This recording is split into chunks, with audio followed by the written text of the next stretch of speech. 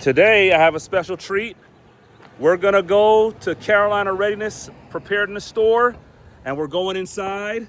This is one of the best preparedness stores in the state of North Carolina and in the United States. And I'm gonna go in and take a look and see my friend. Hey, Bill. Hey, Keith, how you doing? What's up, brother? I haven't seen you in Good a while, to see you. man. Good to see you. Good to see you. My buddy Bill. We're gonna have a nice little tour of the Carolina Readiness store, North Carolina. Listen, if you guys are ever in North Carolina, I'm gonna tell you right now, you gotta come to the store. Me and Bill, we go way back. Yeah, a few years, don't we? Yes, a couple of years. How long man, 10, well, 15 years, 15 somewhere in years there. at least. All Yeah. right, yeah. Right We used to in do there. a lot of stuff together, a lot of shows, etc., preparedness shows. Yeah. And his store is one of the premier stores in the state of North Carolina. It's actually one of the premier preparedness stores in the United States of America. So if any of you guys coming from the UK, Canada, this is a place you want to stop here for preparedness supplies. So let's go take a tour. I'll follow you, brother. All right, as you guys can see here, they've got books, a lot of books, and books.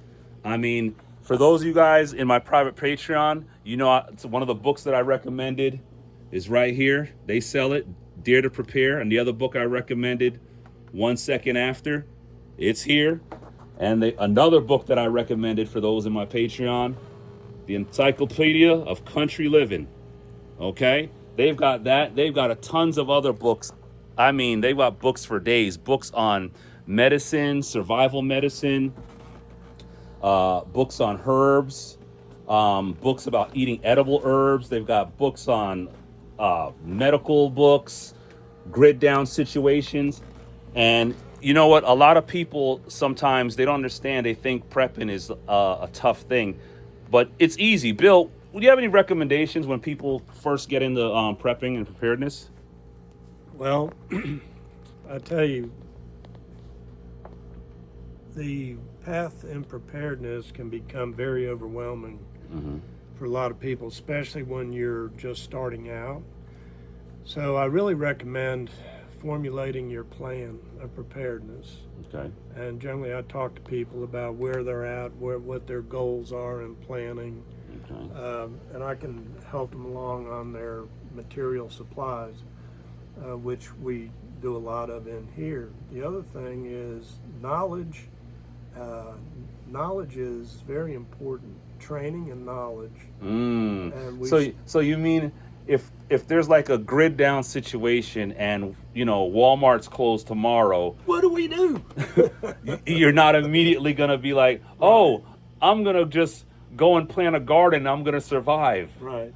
Well, obviously, if you had that pre-planning, you wouldn't have to be in the fray. You wouldn't have to be at Walmart. So, Okay. and that's essentially where you know, the end goal of being prepared is obviously being able to survive, but being self-reliant in your skills and having built your community. Listen, guys, this is important what he just said. Building a community. Now, for the Christians should be working together naturally. We should. But I find it sad and I find it ironic sometimes. You mention that, and Christians sometimes don't want to do that. We notice the Muslims seem to do that more. They work in a community. Yeah. But regardless, you need to work with people.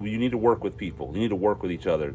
The old saying, "No man is an island." Right. You know. So for those of you guys in the preparedness world who thinks, you know, I'm gonna just stay on top of my hill and I won't need any help. I don't know if that's always gonna work. You may need some friends to help you or family members. Well, that just, it's always kind of, I get asked that, well, how do I don't know anybody of the same mindset or whatever, but you need to learn that through general conversations with people.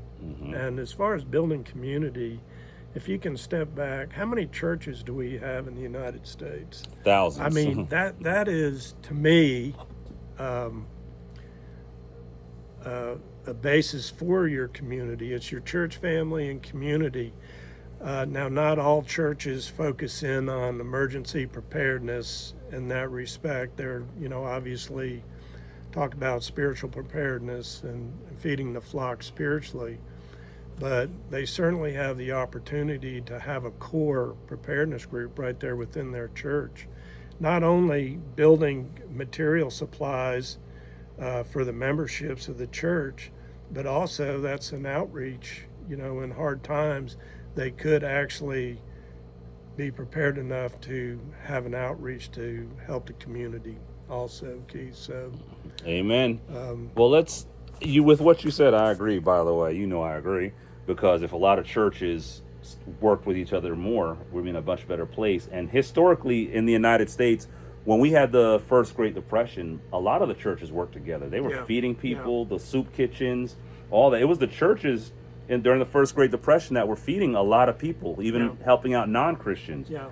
And I'm just letting you guys know, not to be the bearer of bad news, we're going to have a repeat of that. Just letting you know. All right? Spoiler alert. Okay, let's go around the store and look at some more of the stuff that people may need in the future. I will start with some food stuff, because a lot of people, they sometimes ask me, like, well, in my Patreon group, I teach them this stuff. How do I make bread if I can't get bread? Yeah. Well, I mean, what is this here? What's this right here, brother? Well, what we have here is what we call wheat berries. Mm-hmm. And wheat berries, as far as in the preparedness community, is probably one of the best things to have on hand. Packaged properly, wheat berries have a shelf life of decades. Packaged properly. These you have to grind. You have to have a mill to grind into flour. There's no chemicals. It's all natural. Show me a grinder. Show me a grinder. Okay, you guys, the wheat berries, that's basically what you need to grind down and make your own flour at home. And you heard Bill, it has a long shelf life, all right? Of course, people in my Patreon, you know this stuff already, but this is going to be for YouTube. So every YouTube and Patreon. Here's a grinder right here. This is a country living mill. It'll grind corn and wheat. It's high-end cast aluminum, cast iron. It can be motorized with a pulley. And this is a superior mill built in the United States. Yeah, so guys, good quality. You're going to take some of the wheat berries. Here's an example right here that I'm holding. And you're going to just pour it right in there. When you pour it in and you grind it, it's going to make that's not cocaine, guys. That's flour. That's flour. That's flour. That makes bread, okay? It's flour. You guys know I have a sense of humor. Yeah. So that's the real bread, not the street bread. That's the real bread. Right. Here goes another type of grinder over here. These are the Victoria mills. It's a good little mill. They're a whole lot less expensive than that big one. Mm-hmm. But 10 minutes worth of grinding, you can put out about a cup of flour or 2 cups of flour, enough to make a loaf of bread. No. This is a good chore for the kids. Yeah, so they like it. If you're in a grid down situation, you notice the particular grinder he has no electricity required. Right. It's all hand power. So if you got some kids who are standing around wanting something to do, you put their behind to work. That's what I would do with my kids. I'll say start grinding. And obviously you want the stronger kids to do it, not the weaklings. But, you pour the red berries, the wheat berries in, whatever type of wheat berry you got, grind it down. You can make some flour. And that's just a quick one on making bread. So for those of you who will say, well, how do I store a bread? You're not going to store bread. You're going to grind it and make your own. Trying to have flour in a crisis, that's the way to do it. Right. And that's the real way to do it. See, the thing with flour you can store, it has a shelf life of approximately 5 years. Right. And what happens after that time period, give or take, it can become rancid. Mm-hmm. You can make the flour, bake the bread, and it looks perfect, but it doesn't taste fresh. And I know from experience because we've done it. There you go. We've experienced our 6-year-old grain, 6-year-old flour. or 6-year-old flour. We baked bread with it as an experiment because I had some stored, and it was off. Oh. So if you can store flour up to about 5 years. Okay. And so generally that's why people store wheat berries and grind it into flour, because it's going to be fresh. Good Absolutely. old wheat berries. All right, so let's go by here. Since we're talking food, let's go back and look at some of the food that you've got over here. This is one of my favorites for quick emergencies. You guys, my Patreon, definitely know about this stuff. This is just an example of good old MRE. All right, meals ready to eat. This is used by the police, military, as well as campers, hikers. But you could put them in your car for like an emergency. Right. You know, meals ready to eat, guys. And then you have all the different components. A lot of them are in the complete meals, but things like the crackers, peanut butter, cheese. You have tortillas. Tortillas. Yeah, tortillas. What do we have here? Grape jelly. Grape jelly. Okay. And peanuts and mixed fruit, and Look- just a lot of variety of things. The Look thing at about that. MREs, MREs in themselves are not a total emergency food storage plan, but they are good because it's a grab and go item. There You you can go. grab that thing, you can eat them right out of the pouch cold. All our MREs have heaters in them, which require 50 milliliters of water, Mm-hmm. and to put your entree meal in the cooking pouch, and it will provide you a hot meal in 5-6 minutes. Yeah. So That's great. guys, MREs as It's a grab and go. grab and go. Just think about that. So these, I always, especially if I'm doing a road trip, I'll put 1 or 2 in the car for road trips. I do that just because if like something happens, you know, I have it in the car ready to go. If I'm like driving like through some desert or some remote area and the car breaks down, got a meal right here. Okay, Yeah. so that's one of the things. And camping and hiking, bring it as well. Grab and go, like Bill said. So let's go cruise around, Bill, and take a look at some more of the goodies. See these buckets here, guys? We're gonna touch that in a second, but we're gonna go to the smaller little cans. These are number 10 cans, guys. These have different types of food, and these are different companies, but the food in them, some of them are freeze-dried, and some of them are dehydrated, Some correct? Dehydrated, that's correct. Okay. Generally, with the Augustin Farms food brands, most of the fruits are freeze-dried, like the mixed berries, apples, of that nature. Augustin Farms has food groups, so to speak. Their products last 10 to 30 years shelf life. So you can break them down into egg products, dairy, vegetables, fruits, baking goods, down to beans and rice, and so it has quite a variety. And just depending on the food product, like I say, 10 to 30 years shelf life. One of the big questions we get from people is, well, what do I do when I open it? There's so much food in there, will it go bad? Two different things. Number one, they say open products generally have a shelf life of 2 years after opening, but you have to keep the lid on the product, low humidity and cool temperatures. Now that's generally hard to achieve. A lot of these products, Miss Jan and I use at the house. We'll open a can because we like to use it for convenience, particularly the vegetables. We'll take it and we'll put it into mason jars and vacuum seal the mason jars with oxygen absorbers, and then it becomes shelf stable. Now, you guys, something Bill said, because Bill and I have been doing this for years, all right? You got to watch where you're storing your prepared foods, your preparedness foods, your emergency foods. Be mindful of where you store it and how you store it. Because I've noticed a lot of people make this mistake. Yep. They'll get like some type of emergency food supplies and they'll put it up in the attic of their house. That's a big no-no. Attics get super hot during the summer. Yeah. You know, you could end up cooking the food. You know, you'll ruin the food if you have any kind of food products for food storage, etc. You don't put your food storage in an attic. You want to keep it in a cool, dry place. I like if you have a basement, I tell people put it in the basement.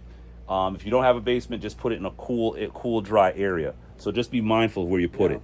Yeah. So over here, these are buckets filled with bulk food, rice, beans, potatoes, oats, oatmeal, and all these products are packaged in a mylar bag with an oxygen absorber. So this food is vacuum sealed, and essentially it's in a nitrogen environment. Okay. When people first start in their preparedness journey, I will tell them one of the best things to do, and there are a lot of things you can do, but when it comes to food, one of the best things you can do because of the cost is rice, beans, cooking oil, multivitamins, at least vitamin C, and spices. The beans and the rice, you hear this a lot if you're in the prepper community, but the reason beans and rice store well long term, and they're perfect protein when you mix them together. That's the importance of this food. One person's supply of beans and rice would be easily under $200 for a year. Mm-hmm. You need to have oils in your diet. They're essential that you have oils. I prefer olive oil, but peanut oil, corn oil, coconut oil. You said coconut oil. Coconut Oh, I gotta jump in on that. You guys, just in case, because Bill brought it up. Coconut oil has, if you get extra virgin coconut oil, even refined coconut oil, to be honest, they both have a long shelf life if you keep them in a cool, dry place. I've had coconut oil, Bill, that I've used, I think, 8-9 years old of extra virgin coconut oil. 8 or 9 years old. That was still edible, was not rancid. Yeah.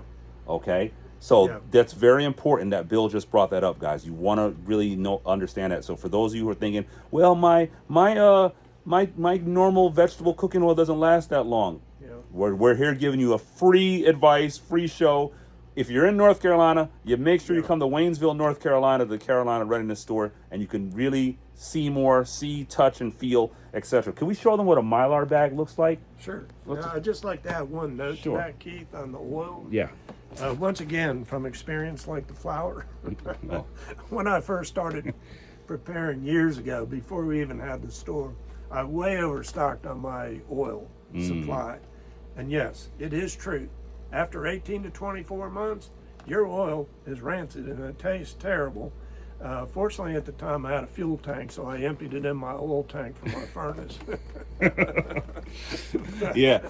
In the preparedness community, guys, nothing goes to waste. Yeah. So you always figure out what else you can do with the things that you have. Yeah, so try to rotate things out if you can. And that's the whole thing about it. The buckets of food, the Augustin Farms, Mountain House cans, these are all your, what we call your insurance policy. That's your set it and forget it, you know. Now, I do use some of the, like I say, the vegetables and stuff because it's very convenient for us, and we just repackage into jars. But want to take a look at mylar? Yeah, we're gonna look at mylar. You guys see all the cast iron stuff over here. All right, this store is really neat, guys. There's a lot of cool stuff here. I could be here all day. This is just gonna show you some stuff. We're having some fun here. You guys didn't know you're gonna get this kind of special. So this one, a lot of churches, a lot of Christians around the world, you've heard what a lot of prophetic voices have been saying, some of the stuff that's gonna be happening. We can see even with Iran, we know the gas prices are going through the roof internationally. So if fuel prices, if diesel prices continue going up, even the very movement of food prices are going to continue going up. And this is just one aspect. We haven't touched about the financial realm, all the other stuff that's going to affect us. You've heard me talking about famines and crises. Now, here goes the mylar bag. The mylar bag is when he showed you the buckets, okay, we take the mylar bag. Okay. Let him show you. This is what we call a 20 by 30 mylar bag, and it goes in a round bucket. It'll fit a 3.5 to a 6-7 gallon bucket. If you put it in a 3.5 gallon, you may just trim the top off. But you need to have a 20 by 30 bag because it's the only bag that will conform to a round bucket. Mm-hmm. Now, the square buckets that we saw, we'll take this 16 by 24. See the square buckets here? Yeah. We use a 16 by 24 inch. This will hold about 25 pounds. This will hold 25 pounds, but it'll hold 50 pounds of wheat. It just depends on which food product you're putting in and what size of bucket. And then we get down to these little 5 mil green bags. They have to be heat sealed, but these are really good. These hold about 5 pounds of rice, beans, of those type of items. And let me jump in there. When my wife and I, sorry guys, when my wife and I use these the smaller bags that Bill's getting into, like the smaller mylars, we generally like to use them for items that, like spices and beans. Spices more a lot of times, because with spices, obviously, you use them a lot, but for long-term storage, you're not going to put your spices inside of a big old 20 by 30 bag. Yeah. You won't put in something big. So you'll take your spices, if you have your mixed spice, cinnamon or mixed spices, or powdered garlic or whatever. That's just me. That's my personal approach. I put it in there with oxygen absorbers and stuff like that. But again, everyone's different. Some people put bullets inside of this stuff with oxygen absorber. That's what some people do. I don't recommend doing it. I think you should just put it with a desiccant. Yeah, desiccant would be better for ammunition. Yeah. Yeah. You don't want heat. You don't want heat near the bullets, but some people have done some weird stuff. That's what people. Yeah, when you expose an oxygen absorber to the environment, it will get very hot. That's just a chemical reaction. And here's the oxygen absorber, guys. This is a pack of oxygen absorbers. Just to give you an example, they come in different sizes, but we take a few of these, pop them in those bags when you're putting in your product, like your rice or your beans. This will dissolve the oxygen inside the bag. These are a beauty to have. Yes. Okay, so that's a quick one. We're gonna go back in the store and look at some other goodies, because during emergencies, there's so many different things that we should always look at or think about. If you got to transport fuel, guys, do you have a fuel tank? If you have, gas or diesel, that's important. You don't want to put that inside a plastic cup. Well, these are, and that's exactly true. I would recommend metal over plastic, and I've had plastic for many years, and I still use them for my lawnmowers and power tools. But I store fuel in steel cans, and I treat it with a product called Pride G. It's the manufacturer says it will keep your fuel safe and ready to use up to 5 years. I seen the Pride G around here somewhere. Where I just saw it. And you guys think about what Bill just said. The Pride G, you can add that to your fuel, and it'll keep your fuel fresh. Okay, for those of you who are thinking like, well, if I store some fuel away, how is it going to last? Here's one of the products you use. Yeah, what I recommend, and I know fuel's expensive right now, but when I store fuel for emergency purposes, stored away, I buy non-ethanol fuel, and I treat it with Pride G. And now, I will tell you, I remember talking to my mechanic some years ago. He said, fuel over 90 days is no good. It just doesn't work. Well, I don't usually argue with my mechanic. I overlooked a can of my fuel because I rotate fuel into my vehicles from my storage cans. The oldest fuel I've put in is 3.5 years old. What? Put it in on an empty tank. My truck ran like a top.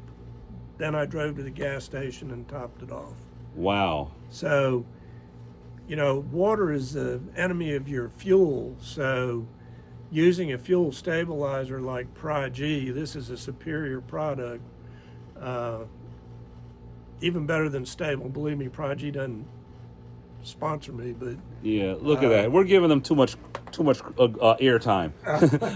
but look, guys, that you're getting some free nuggets here, because if you're holding some storage and fuel storage, which is very important for emergencies, you again, like Bill said, have it in a steel can. Whether your gasoline, your unleaded, your diesel, whatever you're using, put it in a steel can, preferably. Yeah. And these are the Wavion. These are NATO fuel cans, the Wavion fuel cans. Okay. The original cans are manufactured in Latvia. They're high quality fuel can. You'll see a lot of knockoffs around, but these are Wavions. Okay. Wow. All right. And then you can see we have a lot of other stuff that they carry inside their store. And obviously, we don't have the time to go through everything. This is a big, important one. People underestimate that. Candles. He's got candles. Power outage, guys. Go old school. You got to have some candles, ready to go. And then you can see other things he's got in here in his shop, from rain ponchos in case it's raining outside. He's got fuel tablets. He's got a camp shower. I mean, there's so many goodies in here, that things that you don't think about that you may want to use during an emergency. If you have to do a long hike or something, you may need a compass, good old compass. They're all up here. All right. People don't think about that stuff, and the other thing people don't think about is maps. He's got maps over there. And also, I want you guys to also think about this. Seeds. Seeds are something that's important. We always talk about that in the preparedness community, especially non-hybrid seeds. Right. These are the seeds that can grow, that can replace themselves. Right. These are all heirloom seeds. The So True seeds are grown for this area, and probably do well in New York too, for that matter, because of our elevation. Well, I'll take a few. But that's true. You can harvest the seeds, depending on the plant. It may be every other year, whatever, depending on the plant species. But these will generate, as long as they don't cross with another plant and become a hybrid, these plants stay true to their nature. So that's when you hear stories when we talk about it, like why Bill Gates and other people are investing in seeds. It's not to help you. You heard what Bill said. It's not to help you. They're doing it because they want to control the seeds and control the food supply. So you better really think about your seeds as well if you're growing any foods. Even if you're going to grow something in your little pots, because you can grow some stuff in pots. I'm sorry I have to plug these cherry tomatoes. I grow them every year. I love them. They're sweet. They're the greatest thing that ever came down the pike. All right. Cherry sweet. Bill is being biased to Yes, stuff that I he am. likes. So now you see right here at the front of the store, he has name brands, a lot of name brand stuff too, stuff that you may have heard of. He's got the Mountain House Foods, as well as the Augustin Farms. These are some of the top food brands when it comes to freeze-dried and dehydrated foods. He definitely got a lot of them in the store as well. One thing I like to tell people in a crisis, if you can have something that's going to boost morale to keep the kids happy, you put something every now and then. You put something that may not be necessary, but something like this. Boom. That little ice cream right there. It's a fake. It's not. Excuse me, not fake. It's not refrigerated. This is freeze dried. Okay. Freeze-dried ice cream bars. Little kids love this stuff. You break off little pieces of that. If you're in a crisis, if you got little hard candy or little stuff like that, little things like that will keep the people's morale up. People are happy. They're cheered up. Okay? So this is a very important place. Carolina Readiness. That's the name of the store. It's in Waynesville, North Carolina. Come in the store. Tell them that Brother Keith sent you. That's all you have to say. Yep. See, you heard him. Tell him, brother, and then he'll decide what kind of discount he's going to give you. All right, it depends on the mood that he's in. Okay. And Jan is over there. That his beautiful wife. She's over there. She's in charge of the money too. So you're going to have to really run it by Jan anyway. All right. So with that said, I think we've covered a lot, because we're just doing this, just to give people a quick breakdown that there are places you can go. You can actually come to stores. There's a few stores, preparedness stores in the country, in the United States. There's not many, but this is, I believe, the best one in the entire United States. I'm not saying that because they're my friends. I'm saying that because I'm a customer. I'm a client. Okay, so I know what I know. They have some pretty good stuff. I didn't show you everything on camera. A lot of the books are the most important things. If you come in here, Bill and Jan, they can walk you through it. The books, they also got sold out of my book. So you guys look in the description. Tell the people you sold out my book, please. I'm sold out of Keith's books.